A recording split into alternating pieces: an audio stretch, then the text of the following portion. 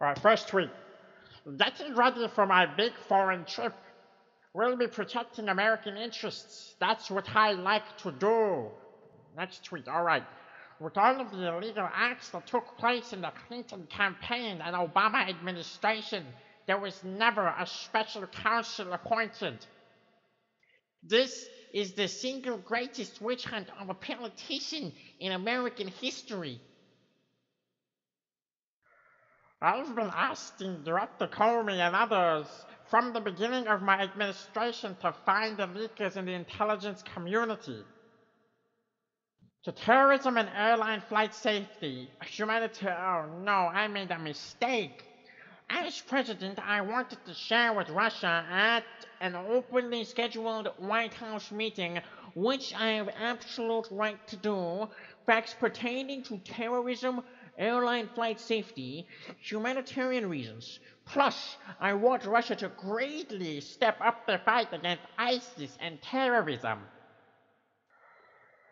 James Comey better hope there are no tapes of our conversation before he starts leaking to the press. When James Clapper himself and virtually everyone else with knowledge of the witch hunt says there is no collusion, when does it end? China just agreed that the U.S. won't be allowed to sell beef and other major products into China. Once again, this is the real news. Watching Senator Richard Blumenthal speak of Comey is a joke. Richie devised one of the greatest military frauds in U.S. history. For years, as a politician in Connecticut, Blumenthal would talk of his great bravery and conquests in Vietnam. Except he was never there. When caught, he cried like a baby and begged for forgiveness. And now he's a judge and jury? He should be the one who is investigated for his acts. The Roger Stone on CNN is false, fake news. Have not spoken to Roger in a long time. Had nothing to do with my decision.